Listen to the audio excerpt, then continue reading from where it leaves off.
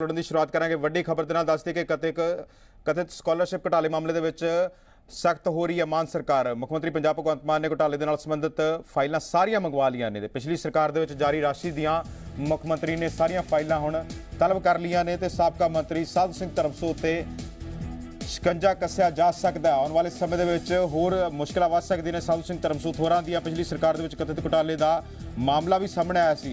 Post matric scholarship मामले का जिहड़ा कथित घुटाला सी वो सामने आया सी, जिस दे विच हालांकि पहला क्लीन चिट भी मिली हुई है। साधू सिंह धर्मसोत होरां नूं पिछली सरकार के समय क्लीन चिट भी मिली हुई है, यानी कि कैप्टन सरकार ने क्लीन चिट भी दी हुई है, लेकिन उस तो बाद मुड़ तो हुण फाइलां खुलण की तैयारी कर ली है सूबा सरकार ने। मुख्य मंत्री पंजाब भगवंत मान होरां ने सारियां फाइलां मुड़ तो तलब कर लिया ने ਤੇ ਸਾਰੀਆਂ ਫਾਈਲਾਂ ਨੂੰ ਖੰਗਾਲਿਆ ਜਾਏਗਾ ਤੇ ਜਿਹੜਾ ਵੀ ਦੋਸ਼ੀ ਪਾਏਗਾ ਉਸ ਦੇ ਖਿਲਾਫ ਸਖਤ ਤੋਂ ਸਖਤ ਐਕਸ਼ਨ ਜ਼ਰੂਰ ਲਿਆ ਜਾਏਗਾ। ਤਾਂ ਇਸ ਦੇ ਨਾਲ ਹੀ ਸਾਡੇ ਨਾਲ ਫੋਨ ਲਾਈਨ ਤੇ ਸਾਡੇ ਸਹਿਯੋਗੀ ਅਨਮੋਲ ਗੁਲਾਟੀ ਮੌਜੂਦ ਨੇ। ਅਨਮੋਲ, ਕੀ ਜਾਣਕਾਰੀ ਹੈ? ਜਿੱਥੇ ਭ੍ਰਿਸ਼ਟਾਚਾਰ ਦੇ ਤਹਿਤ ਕੋਈ ਵੀ ਜਿਹੜੀ ਕੋਤਾਹੀ ਨਹੀਂ ਬਰਦਾਸ਼ਤ ਕੀਤੀ ਜਾ ਰਹੀ ਤਾਂ ਉੱਥੇ ਹੁਣ ਸਾਧੂ ਸਿੰਘ ਧਰਮਸੋਤ ਦੀਆਂ ਮੁਸ਼ਕਲਾਂ ਪੋਸਟ ਮੈਟ੍ਰਿਕ ਸਕਾਲਰਸ਼ਿਪ ਘੁਟਾਲੇ ਦੇ ਵਿੱਚ ਵਧਦੀਆਂ ਹੋਈਆਂ ਨਜ਼ਰ ਆ ਸਕਦੀਆਂ ਨੇ। जी बिल्कुल गुरप्रीत, देखो जेकर आप पहला भी देखिए तो पहला सरकार ने पहला अपना ही मंत्री जिहड़ा की है उसनूं आया तो उसको मदद किया गया। उस तो बाद जदों जिहड़ी पुरानी सरकार है तो भी पुरानी सरकार कुछ ग्रांटा आई फाइनैंशियल तरीके होया तो हालत क्यों है अनमोल, तुहाडी आवाज़ प्रॉपर नहीं मिल पा रही, मुड़ तो संपर्क साधन की जरूर कोशिश करांगे। सो दस दईए कि साबका कैबिनेट मंत्री साधू सिंह धर्मसोत ਦੀਆਂ ਮੁਸ਼ਕਲਾਂ ਹੋਰ ਵੱਧ ਸਕਦੀਆਂ ਨੇ। ਮਾਮਲੇ ਦੇ ਵਿੱਚ ਸਾਧੂ ਸਿੰਘ ਧਰਮਸੋਤ ਦਾ ਨਾਮ ਵੀ ਸਾਹਮਣੇ ਆਇਆ ਸੀ, ਜਿਹੜਾ ਪੋਸਟ ਮੈਟ੍ਰਿਕ ਸਕਾਲਰਸ਼ਿਪ ਘੁਟਾਲੇ ਦਾ ਜਿਹੜਾ ਜ਼ਿਕਰ ਹੋਇਆ ਸੀ ਪਿਛਲੀ ਸਰਕਾਰ ਦੇ ਟਾਈਮ। ਹਾਲਾਂਕਿ ਉਸ ਵਕਤ ਕਲੀਨ ਚਿੱਟ ਵੀ ਮਿਲ ਚੁੱਕੀ ਸੀ ਸਾਧੂ ਸਿੰਘ ਧਰਮਸੋਤ ਹੋਰਾਂ ਨੂੰ ਤੇ ਸਿੱਧੇ ਤੌਰ ਤੇ ਉਹਨਾਂ ਨੇ ਹੁਣ ਵੀ 2-3 ਮਹੀਨੇ ਪਹਿਲਾਂ ਇਹ ਗੱਲਬਾਤ ਵੀ ਕਹੀ ਸੀ ਕਿ ਜੇਕਰ ਮੇਰੇ ਖਿਲਾਫ ਕੋਈ ਵੀ ਪ੍ਰੂਫ ਹੈ ਸੱਤਾਧਾਰੀ ਯਾਨੀ ਕਿ ਆਮ ਆਦਮੀ ਪਾਰਟੀ ਕੋਲ ਤਾਂ ਉਹ ਉਸ ਦੇ ਤਹਿਤ ਬਣਦੀ ਕਾਰਵਾਈ ਜ਼ਰੂਰ ਕਰ ਸਕਦਾ। ਹਾਲਾਂਕਿ ਇਸ ਨੂੰ ਲੈ ਕੇ ਪਹਿਲਾਂ ਹੀ ਜੋ ਹੈ ਮੁਸ਼ਕਲਾਂ ਦੇ ਵਿੱਚ ਨੇ ਸਾਬਕਾ ਕੈਬਨਿਟ ਮੰਤਰੀ ਸਾਧੂ ਸਿੰਘ ਧਰਮਸੋਤ, ਲੇਕਿਨ ਹੁਣ ਮੁੜ ਤੋਂ ਜਿਹੜੀਆਂ ਮੁਸ਼ਕਲਾਂ ਨੇ ਉਹ ਵੱਧ ਸਕਦੀਆਂ ਨੇ ਕਿਉਂਕਿ ਮੁੱਖ ਮੰਤਰੀ ਪੰਜਾਬ ਭਗਵੰਤ ਮਾਨ ਹੋਰਾਂ ਨੇ ਜਿਹੜੀਆਂ ਕਥਿਤ ਘੁਟਾਲੇ ਮਾਮਲੇ ਦੇ ਵਿੱਚ ਸਾਰੀਆਂ ਫਾਈਲਾਂ ਸੀ ਉਹ ਤਲਬ ਕਰ ਲਈਆਂ ਨੇ, ਮੰਗਵਾ ਲਈਆਂ ਨੇ। ਤੇ ਅਨਮੋਲ ਗੁਲਾਟੀ ਸਾਡੇ ਨਾਲ ਸਾਡੇ ਸਹਿਯੋਗੀ ਮੁੜ ਤੋਂ ਜੁੜੇ ਨੇ। ਅਨਮੋਲ, ਕੀ ਕਹੀਏ ਕਿ ਹੁਣ ਮੁੜ ਤੋਂ ਜਿਹੜੀਆਂ ਮੁਸ਼ਕਲਾਂ ਨੇ ਸਾਧੂ ਸਿੰਘ ਧਰਮਸੋਤ ਦੀਆਂ ਆਉਣ ਵਾਲੇ ਸਮੇਂ ਵਿੱਚ ਵੱਧ ਸਕਦੀਆਂ ਨੇ ਜਿਸ ਹਿਸਾਬ ਦੇ ਨਾਲ ਫਾਈਲਾਂ ਮੰਗਵਾਈਆਂ ਗਈਆਂ ਨੇ ਮੁੱਖ ਮੰਤਰੀ ਦੁਆਰਾ? ਜੀ ਬਿਲਕੁਲ, ਦੇਖੋ ਐਸਸੀ ਸਕਾਲਰਸ਼ਿਪ ਦਾ ਮਾਮਲਾ ਗੁਰਪ੍ਰੀਤ, ਹਾਲਾਂਕਿ ਜਿਹੜੀ ਪੁਰਾਣੀ ਸਰਕਾਰ ਸੀਗੀ ਕਾਂਗਰਸ ਸਰਕਾਰ ਵੇਲੇ ਜ਼ਰੂਰ ਕਲੀਨ ਚਿੱਟ ਜਿਹੜੀ ਹੈ ਉਹ ਮਿਲ ਗਈ ਕਿ ਸਾਧੂ ਸਿੰਘ ਧਰਮਸੋਤ ਨੂੰ, ਜਿਸ ਤੋਂ ਬਾਅਦ ਸਾਧੂ ਸਿੰਘ ਧਰਮਸੋਤ ਦਾ ਨਾਂ ਜਿਹੜਾ ਕਿ ਇਸ ਮਾਮਲੇ ਤੋਂ ਹਟਾ ਦਿੱਤਾ ਗਿਆ ਸੀਗਾ। ਲੇਕਿਨ ਹਜੇ ਵੀ ਵਿਰੋਧੀ ਧਿਰ ਜਿਹੜੇ ਕੀ ਉਸ ਵਕਤ ਵੀ ਤੇ ਜਿਹੜਾ ਕੀ ਹੈ ਬਾਰ-ਬਾਰ ਉਹਨਾਂ ਵੱਲੋਂ ਇਹ ਕਿਹਾ ਜਾਂਦਾ ਸੀਗਾ ਕਿ ਕਾਂਗਰਸ ਵੱਲੋਂ ਜਾਣ ਕੇ ਕੀਤਾ ਗਿਆ।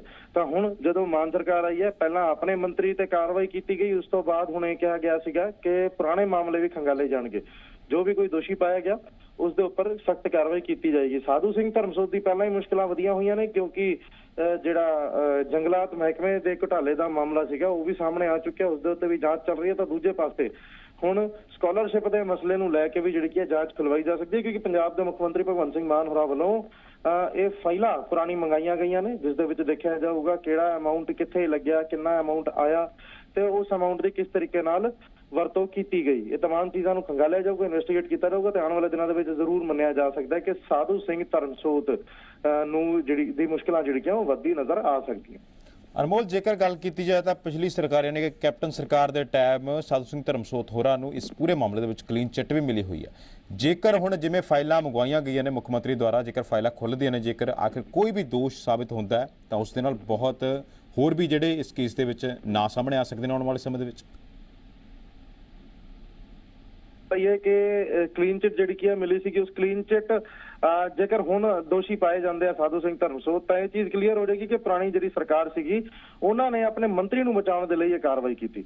ਤਾਂ ਜ਼ਰੂਰ ਉਸ ਸਮੇਂ ਦੇ ਅਫਸਰ, ਉਸ ਸਮੇਂ ਦੇ ਹੋਰ ਜਿਹੜੇ ਪੋਲੀਟੀਸ਼ੀਅਨ ਜਾਂ ਵੱਡੇ ਨਾਂ ਹੈ ਜਿਹੜੇ ਕਿ ਜਿਨ੍ਹਾਂ ਨੇ ਸਾਧੂ ਸਿੰਘ ਧਰਮਸੋਤ ਦਾ ਸਾਥ ਦਿੱਤਾ ਉਹਨਾਂ ਦੇ ਵੀ ਜਿਹੜੇ ਕਿ ਸ਼ਿਕੰਜਾ ਕੱਸਿਆ ਜਾ ਸਕਦਾ। ਕਿਉਂਕਿ ਅਨਮੋਲ ਖਾਸ ਤੌਰ ਤੇ ਜੇਕਰ ਇਸ ਨੂੰ ਥੋੜੇ ਤਰੀਕੇ ਨਾਲ ਇਸ ਕੇਸ ਨੂੰ ਦੇਖਿਆ ਜਾਵੇ, ਸਿੱਧੇ ਤੌਰ ਤੇ ਕਲੀਨ ਚਿੱਟ ਦੇਣਾ ਜਾਂ ਉਸ ਤੋਂ ਬਾਅਦ ਫਿਰ ਸਾਧੂ ਸਿੰਘ ਧਰਮਸੋਤ ਦਾ ਮੌਜੂਦਾ ਯਾਨੀ ਕਿ ਸੱਤਾਧਾਰ ਆਮ ਆਦਮੀ ਪਾਰਟੀ ਨੂੰ ਸਿੱਧੇ ਤੌਰ ਤੇ ਕਹਿਣਾ ਕਿ ਜੇਕਰ ਤੁਹਾਡੇ ਕੋਲ ਮੇਰੇ ਪ੍ਰਤੀ ਕੋਈ ਖਿਲਾਫ ਕੋਈ ਸਬੂਤ ਹੈ ਤਾਂ ਉਸ ਦੇ ਤਹਿਤ ਕਾਰਵਾਈ ਜ਼ਰੂਰ ਕਰ ਸਕਦੇ ਹੋ। ਤਾਂ ਹੁਣ ਕਈ ਵੱਡੇ ਸਵਾਲ ਖੜੇ ਹੋ ਸਕਦੇ ਨੇ ਆਉਣ ਵਾਲੇ ਦਿਨਾਂ ਦੇ ਵਿੱਚ, ਜਿਵੇਂ ਜਿਸ ਆਧਾਰ ਤੇ ਹੁਣ ਮੁੱਖ ਮੰਤਰੀ ਦੁਆਰਾ ਫਾਈਲਾਂ ਤਲਬ ਕੀਤੀਆਂ ਗਈਆਂ ਨੇ। ਜੀ ਬਿਲਕੁਲ, ਕਿਉਂਕਿ ਦੇਖੋ ਪਹਿਲਾਂ ਜਿਹੜਾ ਮਾਮਲਾ ਖੁੱਲਿਆ ਜ਼ਰੂਰ ਸੀਗਾ ਲੇਕਿਨ ਕਲੀਨ ਚਿੱਟ ਦਿੱਤੀ ਗਈ। ਹੁਣ ਦੁਬਾਰਾ ਇਨਵੈਸਟੀਗੇਸ਼ਨ ਹੋ ਰਹੀ ਹੈ। ਜੇਕਰ ਇਸ ਮਾਮਲੇ ਦੇ ਵਿੱਚ ਮੁੜ ਤੋਂ ਜੇਕਰ ਦੋਸ਼ੀ ਪਾਏ ਜਾਂਦੇ ਨੇ ਸਾਧੂ ਸਿੰਘ ਧਰਮਸੋਤ, ਤਾਂ ਸਵਾਲ ਇਹੀ ਖੜਾ ਹੋਊਗਾ ਕਿ ਕਲੀਨ ਚਿੱਟ ਕਿਸ ਬਿਹਾਫ ਤੇ ਦਿੱਤੀ ਗਈ। ਤਾਂ ਉਸ ਸਮੇਂ ਜਿਸ ਨੇ ਵੀ ਕਲੀਨ ਚਿੱਟ ਦਿੱਤੀ ਉਹਨਾਂ ਤੇ ਵੀ ਅਫਸਰਾਂ ਤੇ ਜਾਂ ਫਿਰ ਵੱਡੇ ਸਿਆਸਤਦਾਨਾਂ ਤੇ ਕਾਰਵਾਈ ਹੋ ਸਕਦੀ ਹੈ।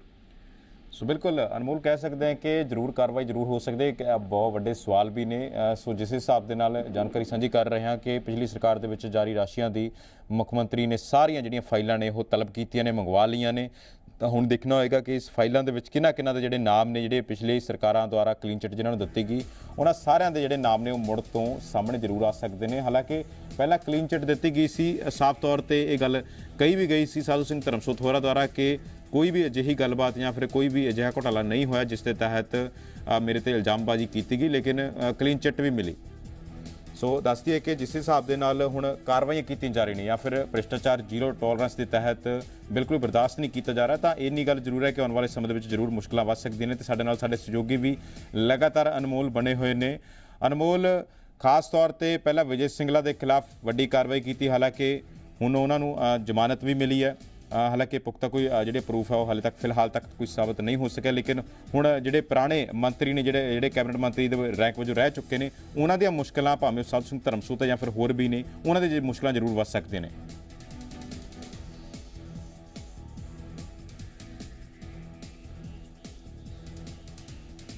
ਸੋ ਦੱਸਦੇ ਕਿ ਪਿਛਲੀ ਸਰਕਾਰਾਂ ਦੇ ਵਿੱਚ ਜਾਰੀ ਰਾਸ਼ੀ ਦੀਆਂ ਮੁੱਖ ਮੰਤਰੀ ਪੰਜਾਬ ਭਗਵੰਤ ਮਾਨ ਹੋਰਾਂ ਨੇ ਫਾਈਲਾਂ ਤਲਬ ਕਰ ਲਈਆਂ ਨੇ। ਤਾਂ ਦੇਖਣਾ ਹੋਏਗਾ ਕਿ ਉਹ ਜਿਹੜੀ ਰਾਸ਼ੀ ਸੀ ਉਸ ਦੇ ਵਿੱਚ ਘੁਟਾਲਾ ਤਾਂ ਨਹੀਂ ਹੋਇਆ। ਇਹਨਾਂ ਸਾਰੀਆਂ ਚੀਜ਼ਾਂ ਦੀ ਜਾਂਚ ਹੋਏਗੀ। ਜਾਂਚ ਦੇ ਦਰਮਿਆਨ ਹੀ ਜੇਕਰ ਕੋਈ ਵੀ ਕੋਤਾਹੀ ਜਾਂ ਕੋਈ ਵੀ ਭ੍ਰਿਸ਼ਟਾਚਾਰ ਦਾ ਜਿਹੜਾ ਮਾਮਲਾ ਉਹ ਸਾਹਮਣੇ ਆਉਂਦਾ ਤਾਂ ਉਸ ਨੂੰ ਬਿਲਕੁਲ ਵੀ ਬਖਸ਼ਿਆ ਨਹੀਂ ਜਾਏਗਾ। ਸੋ ਸਾਡੇ ਨਾਲ ਅਨਮੋਲ ਗੁਲਾਟੀ ਜੁੜੇ ਹੋਏ ਨੇ। ਅਨਮੋਲ, ਜੇਕਰ ਗੱਲ ਕੀਤੀ ਜਾਏ ਤਾਂ ਜਿੱਥੇ ਵਿਜੇ ਸਿੰਗਲਾ ਤੇ ਕਾਰਵਾਈ ਕੀਤੀ ਗਈ ਉਹਨਾਂ ਨੂੰ ਵੀ ਕਿਤੇ ਨਾ ਕਿਤੇ ਗ੍ਰਿਫਤਾਰ ਕੀਤਾ ਗਿਆ, ਤਾਂ ਉੱਥੇ ਹੀ ਹੁਣ ਭਾਵੇਂ ਕੋਈ ਵੀ ਮੰਤਰੀ ਹੈ ਜਾਂ ਕੋਈ ਵੀ ਭ੍ਰਿਸ਼ਟਾਚਾਰ ਦਾ ਮਾਮਲਾ ਹੈ ਉਸ ਦੇ ਵਿੱਚ ਭਾਵੇਂ ਮੌਜੂਦਾ ਹੈ ਜਾਂ ਭਾਵੇਂ ਸਾਬਕਾ ਹੈ, ਕਿਸੇ ਨੂੰ ਵੀ ਬਖਸ਼ਿਆ ਨਹੀਂ ਜਾਏਗਾ, ਸੱਤਾ ਧਿਰ ਦਾ ਇਹ ਕਹਿਣਾ ਹੈ। ਬਿਲਕੁਲ ਗੁਰਪ੍ਰੀਤ, ਦੇਖੋ ਇਹ ਕਿਹਾ ਗਿਆ ਸੀਗਾ ਕਿ ਕਰਪਸ਼ਨ ਨੂੰ ਲੈ ਕੇ ਜ਼ੀਰੋ ਟੋਲਰੈਂਸ ਦਾ ਜਿਹੜਾ ਕੀ ਹੈ ਜਿਹੜਾ ਤਰੀਕਾ ਹੈ ਉਹ ਅਪਣਾਇਆ ਜਾਊਗਾ। ਜ਼ੀਰੋ ਟੋਲਰੈਂਸ ਪਾਲਿਸੀ ਅਪਣਾਈ ਜਾਊਗੀ ਕਰਪਸ਼ਨ ਨੂੰ ਲੈ ਕੇ। ਤੇ ਉਸ ਦੇ ਲਈ ਕਿਉਂਕਿ ਦੇਖੋ ਜਦੋਂ ਵੀ ਕੋਈ ਕਾਰਵਾਈ ਕੀਤੀ ਜਾਂਦੀ ਹੈ ਤਾਂ ਉਸ ਨੂੰ ਪੋਲੀਟੀਕਲ ਵੈਂਡੇਟਾ ਕਿਹਾ ਜਾਂਦਾ ਹੈ। ਬਾਰ-ਬਾਰ ਇਹ ਕਿਹਾ ਜਾਂਦਾ ਹੈ ਕਿ ਸਿਆਸੀ ਤੌਰ ਦੇ ਉੱਤੇ ਕਾਰਵਾਈ ਹੋ ਰਹੀ ਹੈ। ਤਾਂ ਇਹੋ ਜਿਹੇ ਐਲੀਗੇਸ਼ਨ ਨਾ ਲੱਗੇ, ਉਸ ਨੂੰ ਲੈ ਕੇ ਵੀ ਜਿਹੜਾ ਕਿ ਕਿਤੇ ਨਾ ਕਿਤੇ ਸਰਕਾਰ ਸਤਰਕ ਸੀਗੀ। ਤਾਂ ਜਦੋਂ ਆਪਣੇ ਹੀ ਮੰਤਰੀ ਦੀ ਗਲਤੀ ਪਾਈ ਗਈ ਤਾਂ ਉਸ ਤੋਂ ਬਾਅਦ ਸਰਕਾਰ ਨੇ ਕਲੀਅਰ ਕਰ ਦਿੱਤਾ ਕਿ ਕੋਈ ਪੋਲੀਟੀਕਲ ਵੈਂਡੇਟਾ ਹੋਏਗਾ, ਨਾ ਹੀ ਕਿਸੇ ਨੂੰ ਪਰਸਨਲੀ ਟਾਰਗੇਟ ਕੀਤਾ ਜਾਊਗਾ। ਜੋ ਵੀ ਕੋਈ ਦੋਸ਼ੀ ਪਾਇਆ ਜਾਊਗਾ ਇਹੋ ਜਿਹੇ ਕਿਸੇ ਮਾਮਲੇ ਤੇ ਜਿਸ ਦੇ ਕਰਕੇ ਪੰਜਾਬ ਦੇ ਖਜ਼ਾਨੇ ਤੇ ਫਰਕ ਪਿਆ ਤਾਂ ਉਸ ਨੂੰ ਨਹੀਂ ਬਖਸ਼ਿਆ ਜਾਊਗਾ। ਕਿਉਂਕਿ ਦੇਖੋ ਪੰਜਾਬ ਦੇ ਲੋਕਾਂ ਵੱਲੋਂ ਟੈਕਸਸ ਪੇ ਕੀਤੇ ਜਾ ਰਹੇ ਨੇ। ਪੰਜਾਬ ਦੇ ਲੋਕ ਮਿਹਨਤ ਕਰਕੇ ਜਿਹੜੇ ਕਿ ਅਰਨਿੰਗ ਕਰਦੇ ਨੇ, ਜਿਸ ਦਾ ਸਿੱਧਾ ਅਸਰ ਜਿਹੜਾ ਕਿ ਪੰਜਾਬ ਦੇ ਖਜ਼ਾਨੇ ਤੇ ਪੈਣਾ ਚਾਹੀਦਾ। ਲੇਕਿਨ ਕਾਫੀ ਲੰਬੇ ਸਮੇਂ ਤੋਂ ਪੰਜਾਬ ਕਰਜ਼ਈ ਹੈ। ਪੰਜਾਬ ਦਾ ਖਜ਼ਾਨਾ ਖਾਲੀ ਸੀਗਾ ਪਿਛਲੀ ਸਰਕਾਰ ਵੇਲੇ ਵੀ, ਤਾਂ ਉਸ ਨੂੰ ਕਿਉਂ ਖਾਲੀ ਕੀਤਾ ਗਿਆ, ਕਿਸ ਤਰੀਕੇ ਦੇ ਨਾਲ ਉਹ ਖਾਲੀ ਹੋਇਆ, ਇਹ तमाम ਸਵਾਲ ਜਿਹੜੇ ਕਿ ਹੁਣ ਸਰਕਾਰ ਜਿਹੜੀ ਕੀ ਹੈ ਉਹਨਾਂ ਦੇ ਜਵਾਬ ਲੱਭ ਰਹੀ ਹੈ। ਤਾਂ ਉਸ ਜਵਾਬ ਲੱਭਣ ਦੀ ਮੁਹਿੰਮ ਦੇ ਤਹਿਤ ਜੋ ਵੀ ਕੋਈ ਦੋਸ਼ੀ ਪਾਇਆ ਜਾਊਗਾ ਉਸ ਤੇ ਸਖਤ ਕਾਰਵਾਈ ਕੀਤੀ ਜਾਊਗੀ। ਸੋ ਬਿਲਕੁਲ ਅਨਮੋਲ, ਕਿਉਂਕਿ ਜਦੋਂ ਪਿਛਲੀ ਸਰਕਾਰ ਸੀ, ਕੈਪਟਨ ਸਰਕਾਰ ਸੀ, ਤਾਂ ਉਸ ਵਕਤ ਵਿਰੋਧੀ ਧਿਰਾਂ ਨੇ ਯਾਨੀ ਕਿ ਸ਼੍ਰੋਮਣੀ ਅਕਾਲੀ ਦਲ ਜਾਂ ਫਿਰ ਆਮ ਆਦਮੀ ਪਾਰਟੀ ਨੇ ਵੀ ਗੱਲਾਂ ਬਾਤਾਂ ਸਾਂਝੀਆਂ ਕੀਤੀਆਂ ਸੀ ਕਿ ਇਸ ਦੀ ਕਿਸੇ ਏਜੰਸੀ ਤੋਂ ਜਾਂਚ ਜ਼ਰੂਰ ਹੋਣੀ ਚਾਹੀਦੀ ਹੈ, ਜਾਂ ਫਿਰ ਜਿਸ ਹਿਸਾਬ ਦੇ ਨਾਲ ਜਿਹੜਾ ਸਕਾਲਰਸ਼ਿਪ ਦਾ ਪੈਸਾ ਸੀ ਉਹ ਹੜੱਪਿਆ ਗਿਆ ਜਾਂ ਫਿਰ ਭ੍ਰਿਸ਼ਟਾਚਾਰ ਦੇ ਵਿੱਚ ਲਿਪਤ ਹੋਇਆ। ਹਾਲਾਂਕਿ ਕਲੀਨ ਚਿੱਟ ਪਹਿਲੀ ਸਰਕਾਰ ਨੇ ਦਿੱਤੀ, ਲੇਕਿਨ ਫਿਲਹਾਲ ਦੀ ਜੇਕਰ ਗੱਲ ਕੀਤੀ ਜਾਵੇ ਤਾਂ ਹੁਣ ਜ਼ਰੂਰ ਕਹਿ ਸਕਦੇ ਹਾਂ ਕਿ ਆਉਣ ਵਾਲੇ ਸਮੇਂ ਦੇ ਵਿੱਚ ਜਿਹੜੀਆਂ ਮੁਸ਼ਕਲਾਂ ਨੇ ਉਹ ਜ਼ਰੂਰ ਵੱਧ ਸਕਦੀਆਂ ਨੇ, ਜਾਂ ਫਿਰ ਕੋਈ ਜੇਕਰ ਨਾਮ ਸਾਹਮਣੇ ਆਉਂਦਾ ਤਾਂ ਪਿਛਲੀ ਸਰਕਾਰਾਂ ਦੇ ਸਮੇਂ ਭਾਵੇਂ ਉਹ ਕੋਈ ਅਧਿਕਾਰੀ ਸੀ ਜਾਂ ਫਿਰ ਮੌਜੂਦਾ ਅਧਿਕਾਰੀ ਹੁਣ ਚੱਲ ਰਿਹਾ ਹੈ, ਉਹ ਔਨ ਡਿਊਟੀ ਹੈ, ਉਸ ਦੇ ਵੀ ਕਿਤੇ ਨਾ ਕਿਤੇ ਗਾਜ ਡਿੱਗ ਸਕਦੀ ਹੈ।